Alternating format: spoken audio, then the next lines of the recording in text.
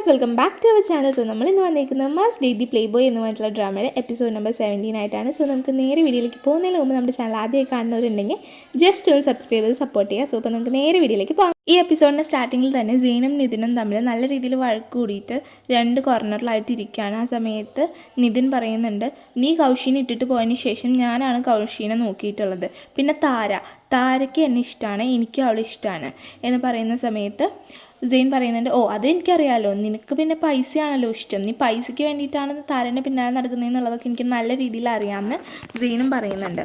ഞാൻ പൊട്ടാൻ നീ നല്ലതെന്നല്ല എല്ലാവരും പറഞ്ഞു നടക്കുന്നത്, അങ്ങനെയാണെന്നുണ്ടെങ്കിൽ എങ്ങനെയാണ് നിതിൻ ശരിയാവുന്നത്, നീ ചെയ്യുന്നത് തെറ്റല്ലേ എന്ന് ചോദിക്കുന്നുണ്ട്. ആ സമയത്ത് നിതിൻ പറയുന്നുണ്ട്, നിനക്ക് എൻ്റെ അവസ്ഥ അറിയില്ല എന്ന് പറയുന്ന സമയത്ത് സെയിൻ ചോദിക്കുന്നുണ്ട്, നിൻ്റെ എന്തവസ്ഥയാണ് ഞാൻ അറിയേണ്ടത് എന്ന് ചോദിക്കുന്ന സമയത്താണ് നിതിൻ കാര്യങ്ങളൊക്കെ പറയുന്നത്. നിതിൻ പറയുന്നുണ്ട്, നിനക്ക് പിന്നെ എല്ലാം ചോദിക്കുമ്പോഴത്തേക്കും കിട്ടിയിരുന്നല്ലോ, എന്നാൽ എനിക്കങ്ങനെ ആയിരുന്നില്ല, എനിക്ക് ഫുട്ബോൾ എന്ന് വെച്ചാൽ ജീവനായിരുന്നു. ആ സമയത്താണ് നീ ഡിസിപ്ലിനറി ആക്ഷൻ വെച്ച് പുറത്തു പോകുന്നത്.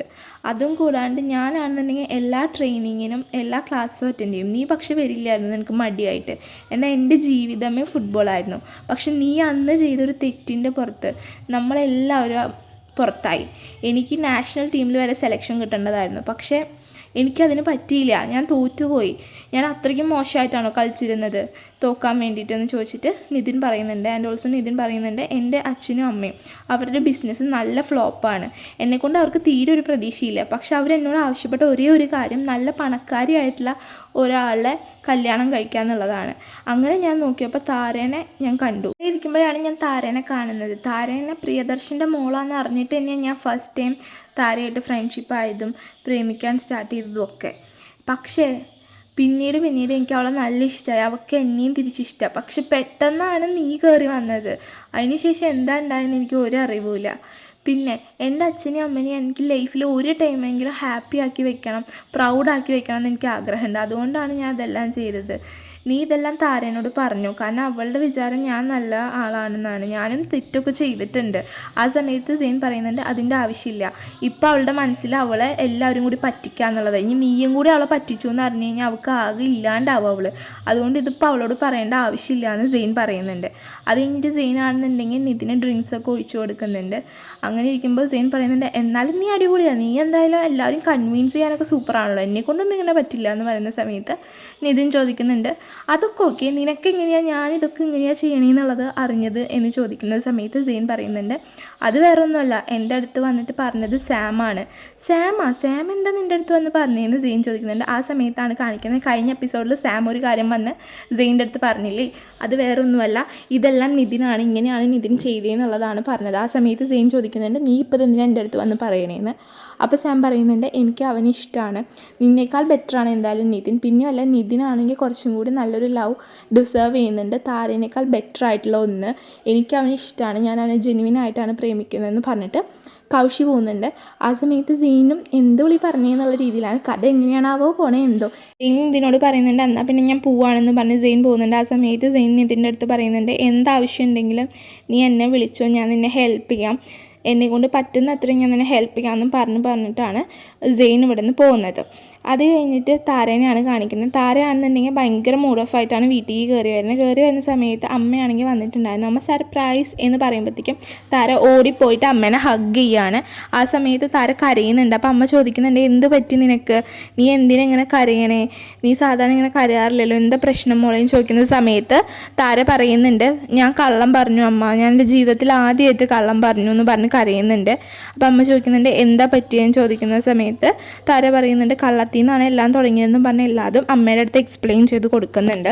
താര അമ്മേനോട് പറയുന്നുണ്ട്, എനിക്ക് സെയിനെ ഭയങ്കര ഇഷ്ടമാണ്, പക്ഷെ കൗശിക്കും സെയിനെ ഇഷ്ടമാണ്, ഞാനും സെയിനും ഒന്നിച്ച് കഴിഞ്ഞാൽ കൗശിക്ക് വിഷമാവും, അതുകൊണ്ടാണ് ഞാനൊന്നും പറയാത്തത്, കൗശീനെ വേദനിപ്പിച്ചുകൊണ്ട് എനിക്കൊന്നും വേണ്ട, കൗശീനെയാണ് എനിക്ക് ഈ ലോകത്തെ ഏറ്റവും ഇഷ്ടം, അതുകൊണ്ട് തന്നെ അവൾക്ക് മോശം വരുന്ന ഒന്നും ഞാൻ ചെയ്യില്ല എന്ന് പറയുന്നുണ്ട്. ആ സമയത്ത് അമ്മ പറയുന്നുണ്ട്, നീ അതൊന്നും ആലോചിച്ച് വിഷമിക്കണ്ട, ലോകത്തൊന്നും നഷ്ടപ്പെടാതെ ഒന്നും നേടാനായിട്ട് പറ്റില്ല എന്ന് പറയുന്നുണ്ട്. ആ സമയത്ത് കൗശി എന്നെ നഷ്ടപ്പെട്ടു പോവോ, ഞങ്ങൾ തമ്മിലുള്ള ഫ്രണ്ട്ഷിപ്പ് പോവോ എന്ന് താര ചോദിക്കുമ്പോൾ അമ്മ പറയുന്നുണ്ട്, അന്ന് റെസ്റ്റോറൻറ്റിൽ വെച്ചിട്ട് സെയിൻ നിന്നെ എങ്ങനെയാണ് നോക്കിയെന്നും നീ എങ്ങനെയാണ് സെയിനെ നോക്കിയെന്നുള്ളത് എനിക്ക് മനസ്സിലായതാണ്.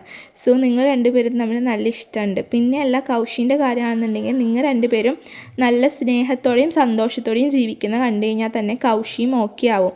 നീ അത് ആലോചിച്ച് വിഷമിക്കണ്ട എന്ന് പറഞ്ഞിട്ട് അമ്മ അവളെ മോട്ടിവേറ്റ് ചെയ്യുന്നുണ്ട്. കൗശി ആണെന്നുണ്ടെങ്കിൽ ജഗനെ കാണാനായിട്ട് വരുന്നുണ്ട്. ജഗൻ്റെ അടുത്ത് കൗശി ചോദിക്കുന്നുണ്ട്, നീ എന്ത് ഇവിടെ ഇങ്ങനെ നിൽക്കുന്നതെന്ന് ചോദിക്കുന്ന സമയത്ത് ജഗൻ പറയുന്നുണ്ട്, നീ എന്ത് ചെയ്യണേ? ആ താരേനെയും സെയിനെയും തമ്മിൽ അടുപ്പിച്ചിട്ട് നിനക്ക് എന്താ കിട്ടാനുള്ളത്? വെറുതെ എന്തിനീ താരേനെ കൺഫ്യൂഷൻ ആക്കുന്നതെന്ന് ചോദിക്കുന്ന സമയത്തേക്കും ജഗൻ തന്നെ പറയുന്നുണ്ട്, നിനക്ക് സെയിനെ ഇഷ്ടമാണോ? നിൻ്റെ മോൻ കണ്ടറിയാൻ നിനക്ക് സെയിനെ ഇഷ്ടമാണ്, പക്ഷെ അതിവിടെ നടക്കില്ല എന്ന് പറയുന്ന സമയത്ത് കൗശി പറയുന്നുണ്ട്, എനിക്ക് സെയിനെ ഇഷ്ടമാണ്, എനിക്ക് സെയിനെ വേറെ ആർക്കും വിട്ടുകൊടുക്കാൻ താല്പര്യമില്ല, എനിക്ക് സെയിനെ വേണം എന്ന് കൗശി പറയുന്നുണ്ട്. എന്നാൽ നീ ഒരു കാര്യം പറയും, നിനക്ക് താരനെ ഇഷ്ടമല്ല എന്നുള്ളത്, നിനക്ക് താരനെ ഇഷ്ടമല്ലേ എന്ന് ചോദിക്കുന്ന സമയത്ത് ജഗൻ ഒന്നും പറയുന്നില്ല. എന്നിട്ട് നീ എന്താ അവളുടെ അടുത്തൊന്നും പറയാത്തേ എന്ന് കൗശി ചോദിക്കുമ്പോഴും ജഗൻ മിണ്ടാതിരിക്കുന്ന സമയത്ത് കൗശി ചോദിക്കുന്നുണ്ട്, നീ പഴയതൊന്നും മറന്നിട്ടില്ല അല്ലേ, നീ അതിൽ നിന്ന് മൂവ് ഓൺ ആയിട്ടില്ല അല്ലേ എന്ന് പറയുന്നുണ്ട്. ആ സമയത്ത് ജഗൻ ഒന്നും മിണ്ടുന്നില്ല. പിന്നെ കാണിക്കുന്നത് നേരെ ഫ്ലാഷ് ബാക്കാണ്. അന്ന് സെയിനെ കൗശിയും തമ്മിൽ വഴക്കിട്ട് പോയതിന് ശേഷം കൗശീനെ വീട്ടിൽ കൊണ്ടുവന്നാക്കിയത് ജഗനായിരുന്നു. കൗശിക്കും ജഗനുമാണെന്നുണ്ടെങ്കിൽ ആ സമയത്ത് ഒരു ബോധം ഉണ്ടായിരുന്നില്ലല്ലോ. കൗശി കരയുന്ന സമയത്ത് ജഗൻ പറയുന്നുണ്ട്, നീ കരയണ്ട, നീ ഇങ്ങനെ കരഞ്ഞ് വിഷമിക്കേണ്ട ആവശ്യമില്ല, എല്ലാം റെഡി ആവുമെന്ന് പറയുന്ന സമയത്ത് കൗശി പറയുന്നുണ്ട്, ഞാൻ അവനെ വിശ്വസിച്ചു, അവനെ ഞാൻ നല്ലൊരു ഫ്രണ്ടായി കണ്ടു, അതാണ് ഞാൻ ചെയ്ത തെറ്റ്, അവൻ എന്തിനായിരിക്കും എന്നോട് ഇങ്ങനെ ചെയ്തതെന്ന് ചോദിച്ച് കൗശി കരയുന്നുണ്ട്. ആ സമയത്ത് ജഗൻ പറയുന്നുണ്ട്, നീ വിഷമിക്കണ്ട എന്ന് പറയുമ്പോൾ കൗശി ചോദിക്കുന്നുണ്ട്, എനിക്ക് ഇതിലും ഭേദമായിട്ടൊന്നും കിട്ടില്ലേ എന്ന് ചോദിക്കുന്ന സമയത്ത് ജഗൻ പറയുന്നുണ്ട്, കിട്ടും, നിനക്ക് ഇതിലും നല്ലത് ഡിസേർവ് ചെയ്യുന്നുണ്ട് നീ എന്ന് പറയുന്നുണ്ട്. ആ സമയത്ത് കൗശി അവനെ ഹഗ് ചെയ്തിട്ട് കരയുന്നുണ്ട്. ജഗനാണെന്നുണ്ടെങ്കിൽ കൗശിനെ കിസ് ചെയ്യാനായിട്ട് വരുന്നുണ്ട്. പക്ഷേ അവിടെ വെച്ച് നമ്മുടെ എപ്പിസോഡ് തീരുകയാണ്. നെക്സ്റ്റ് എപ്പിസോഡിൽ അറിയാം എന്തുണ്ടായി എന്നുള്ളത്. സോ വീഡിയോ ഇഷ്ടപ്പെട്ടാൽ ലൈക്ക് ചെയ്യാനും ഷെയർ ചെയ്യാനും സബ്സ്ക്രൈബ് ചെയ്യാനുമായിട്ട് മറക്കണ്ട. നിങ്ങളോട് എനിക്ക് കുറച്ച് കാര്യങ്ങളും കൂടി പറയാനുണ്ട്. നമ്മൾ ഈ ചെയ്തുകൊണ്ടിരിക്കുന്നത് ഇപ്പോൾ ഒരു ഓൺഗോയിങ് ആയിട്ടുള്ള ഡ്രാമയാണ്. ഇതാണെന്നുണ്ടെങ്കിൽ ഇനി ഒരു എപ്പിസോഡും കൂടി ഇട്ടിട്ട് കഴിഞ്ഞ് കഴിഞ്ഞാൽ പിന്നെ ഇതുവരെ ഇട്ട എപ്പിസോഡുകളെല്ലാം തന്നെ നമ്മൾ കവർ ചെയ്ത് കഴിയും. അതിനുശേഷം 2 എപ്പിസോഡും കൂടിയാണ് ഈ ഒരു സീസണിൽ ബാലൻസ് വരുന്നത്. സോ അത് അവർ എയർ ചെയ്യുമ്പോൾ മാത്രമാണ് എനിക്ക് എക്സ്പ്ലെയിൻ ചെയ്ത് ഇടാനായിട്ട് പറ്റുള്ളൂ. സോ നിങ്ങൾ എന്തായാലും വെയിറ്റ് ചെയ്യണം. അടുത്തൊരു എപ്പിസോഡും കൂടിയാണ് ഇതുവരെ അവർ അപ്ലോഡ് ചെയ്തിട്ടുള്ളൂ. ബാക്കി എപ്പിസോഡ്സ് വരുന്നതനുസരിച്ച് ഞാനിത് അപ്ലോഡ് ചെയ്യാവുന്നതാണ്. ഇതിൻ്റെ ഇടയിൽ നമുക്ക് വേറെ വല്ല ഡ്രാമാസ് കൂടി എക്സ്പ്ലെയിൻ ചെയ്യാമെന്ന് ഞാൻ വിചാരിക്കുന്നുണ്ട്. സോ നിങ്ങൾക്ക് എന്തെങ്കിലും സജഷൻസ് ഉണ്ട് എന്നുണ്ടെങ്കിൽ ജസ്റ്റ് ഒന്ന് കമൻറ്റ് ബോക്സിൽ പറയാം, നെക്സ്റ്റ് ഇത് ഡ്രാമ എക്സ്പ്ലെയിൻ ചെയ്യണം എന്നുള്ളത്. അപ്പോൾ ഇത്രയേ ഉള്ളൂ. വീഡിയോ ഇഷ്ടപ്പെട്ട് കഴിഞ്ഞാൽ ലൈക്ക് ചെയ്യാനും ഷെയർ ചെയ്യാനും സബ്സ്ക്രൈബ് ചെയ്യാനും മറക്കണ്ട. ആൻഡ് നിങ്ങൾ ഇവിടം വരെ എത്തി എന്നുണ്ടെങ്കിൽ ഒരു പർപ്പിൾ ഹാർട്ട് കമൻറ്റ് ചെയ്യുക. പിന്നെ അതേപോലെ തന്നെ ഞാൻ സംസാരിക്കുന്നതിൻ്റെ സ്പീഡ് നിങ്ങൾക്ക് ഓക്കെ ആണോ അല്ലേ എന്നുള്ള കാര്യം ഒന്ന് കമൻറ്റ് ബോക്സിൽ പറയുക. കാരണം സ്പീഡ് കൂട്ടാനായിട്ട് പറഞ്ഞ് കമൻറ്റ്സ് വരുന്നത് ഞാൻ കണ്ടിട്ടുണ്ട്. ഇനി നിങ്ങൾക്ക് സ്പീഡ് കൂട്ടണം എന്നാണ് എന്നുണ്ടെങ്കിൽ ജസ്റ്റ് ആ ഒരു സെറ്റിങ്സിൽ പോയിട്ട് പ്ലേ ബാക്ക് സ്പീഡ് കൂട്ടിയിട്ടാൽ മതി. 2x വരെ കൂട്ടാനുള്ള സംവിധാനം ഉണ്ട്.